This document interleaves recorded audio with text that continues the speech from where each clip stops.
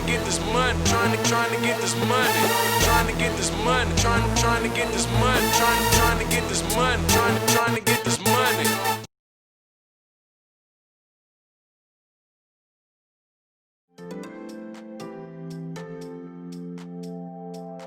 For me, it's not really about how much I save, it's about how much I spend. And trying to keep my spending at a fixed cost, and whatever I earn above that is what I save.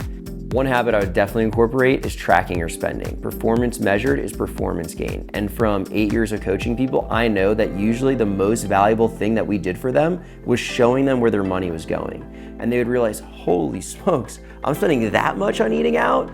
And you can't make changes to your habits unless you know where the money's going. So that's the first thing.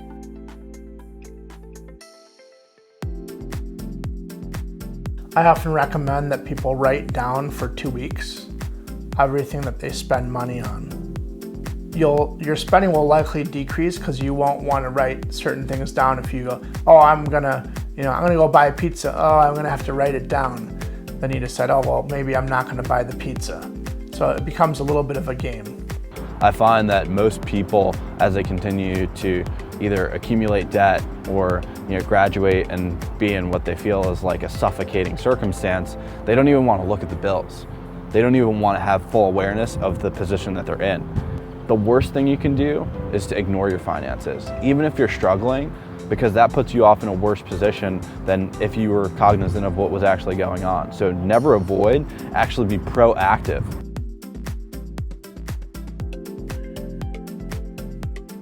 The first thing when talking about saving money is budgeting. And budgeting basically means, it doesn't sound like a fun word or exciting word, but it sure can take a lot of stress away and give you real clarity on where your money's going and what you can do with your money.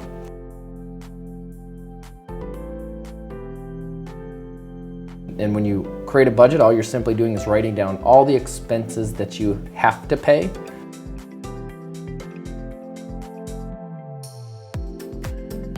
And then all the expenses that are optional, alcohol or fun, restaurants, whatever your entertainment is. And then, so once you decided that, now you can see how much money you can allocate towards saving.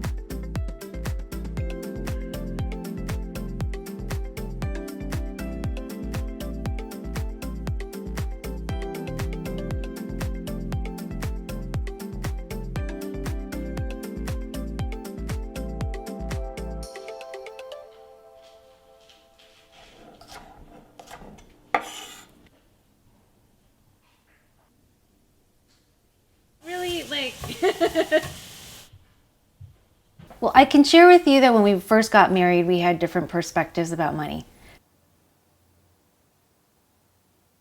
And so we went through Dave Ramsey's Financial Peace University, and we decided to set a budget. And one of the things we didn't realize was how much money we spend on food.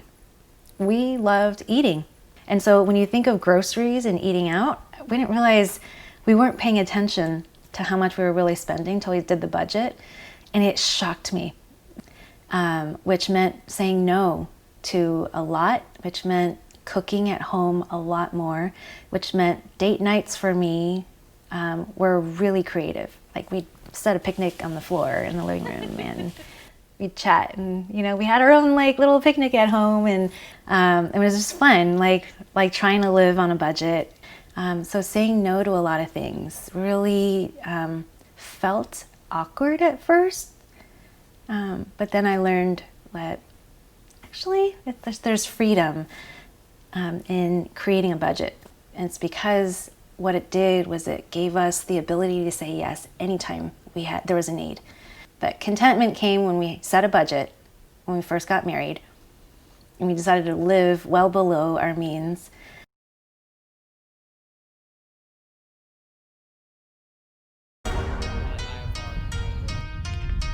This old sedan gets you from A to B. That's all it does, people. This is my beautiful truck. It's my banger. So you can bang her up and she'll still be kicking. Keeps me humble, I guess you could say. I don't know. I like it. I like this one better than all my other cars. This is my favorite vehicle, people.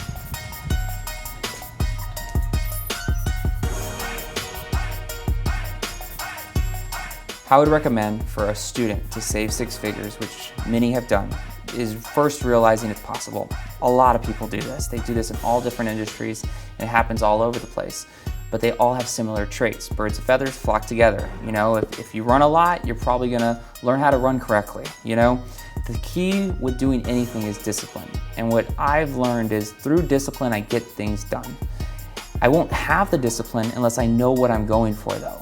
And what I've realized with a lot of students, working with a bunch of students, is they don't know what they're doing. They don't know where they're going. Not in the sense of they're dumb or they don't get it. It's just they aren't sure yet of what they're gonna do. They were pushed into college because mom said go to college, the counselor said go to college, everybody told them to go to college. And they went, and they're enjoying it, and they're networking, and they're enjoying their classes, and they passed their classes, and they're going through the motions, but they're like, why? There has to be a bigger purpose.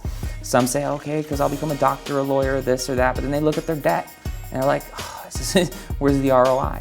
So they're getting confused.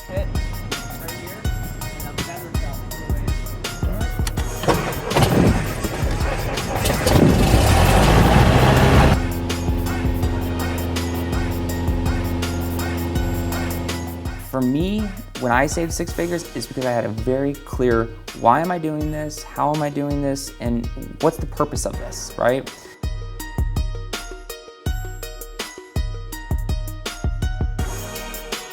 So I knew why I was saving six figures, you know, because I didn't own a house yet. And when I was 22 years old and I saved six figures, it was because I needed to own a house. I want to own my life, right? I don't want to be paying somebody the rest of my life, right? So I made it a focus. I said, okay, first thing is I'm going to go buy the first liability of my life, my personal house. They thought of everything in this car, everything. This is my shack. So we have our game room inside. I have a sauna in my bedroom. But then you got this book, and look how many we got. Rich Dad Poor Dad, people. I mean it. It's where I hang out, end of the night, de-wind, watch some documentaries or something like that. And welcome to my home. Then I had another clear focus. Why not just buy a building and pay it off? Crazy idea, and we did it in a year. I bought this building in 2017 and paid it off in 2018. And I paid this building off in 11 months. So we had a focus. I was so clear on what I needed to do. So I think the number one focus for a student is get a clear reason, why do you need to save six figures? Just so you can have $100,000 in a checking account? Because that doesn't do much, right? Why are we saving this $100,000? Because $100,000 really isn't a lot of money. It can't get you that far in life. So we have to do it with a purpose. We have to do it with a purpose of what's the next step once I get there, right?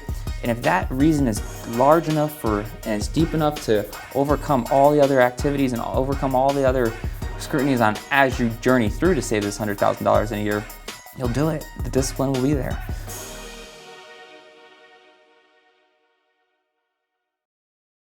I'd say just be mindful of the habits of spending money. Do you get a coffee every single day? Do you eat out every single day? And just thinking about, could you save even a couple dollars a day over a year? You're getting close to $1,000 just by changing a couple of habits here and there. Alcohol is an area where college students spend a lot of money. So, happy hour.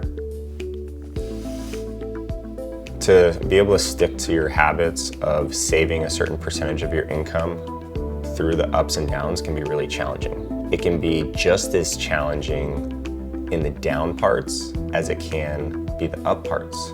Because in the up parts, the biggest mistake people make is they grow their lifestyle. You have to stick to a certain number, percentage-wise, that you're gonna save regardless. Like 0 questions, it's non-negotiable. I will make north of $500,000 this year, but I'm still at the same time having my same foundations, same values, same habits, same disciplines from 2008 when I made $40,000. So in those years of growth, personally, professionally, financially, right, I still have those foundations in place, which keep me who I am at my core around the relationship I have to money.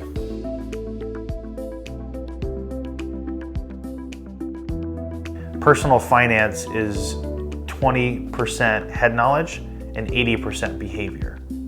Behavior modification, it's teaching people how to behave differently than they are used to. People don't change their lives until they have that moment where they say, I've had it, like I'm not living like this anymore, I'm done, I'm not doing it. That's the moment where people change.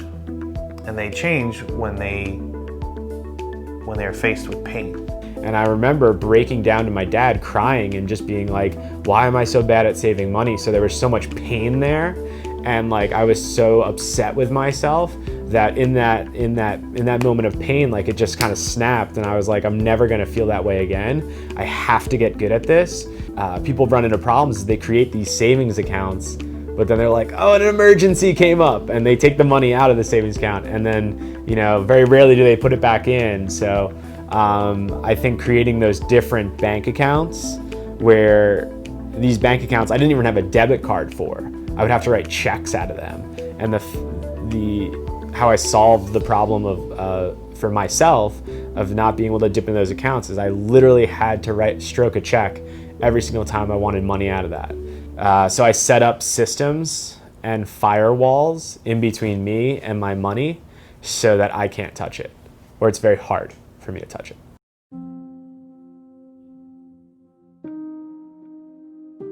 So what I find a lot of time with students is they have an emotional attachment to spending their money. Now in the last 6 months, there's been thoughts of, oh, I'm gonna go buy a Tesla.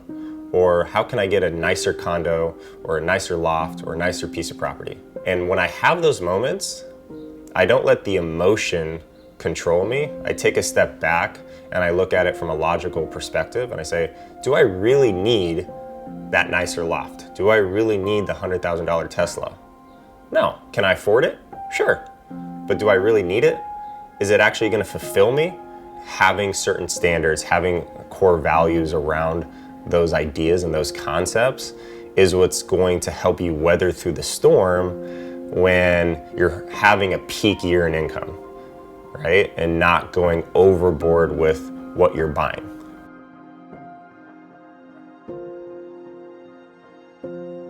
No one is going to remember that you spent $150 on shots for the whole group. That $150 is gone in 15 seconds. Those material things that you spent the money on don't really matter and bring you happiness, but the stability of saving money will in the long run.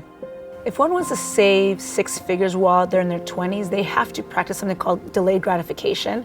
You can't sit there every weekend, go to every single party. You can't sit there and spend money frivolously.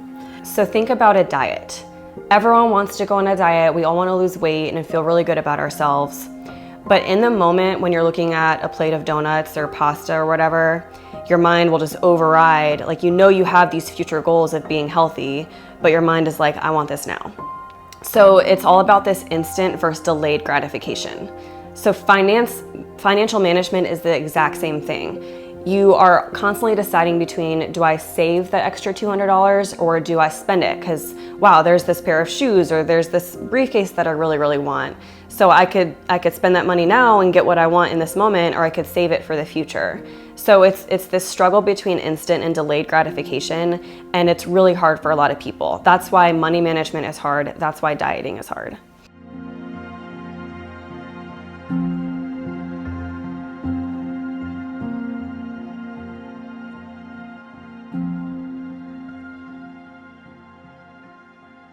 I think students should have a side hustle, and they should be working and doing something not only that they enjoy, but they can make them money.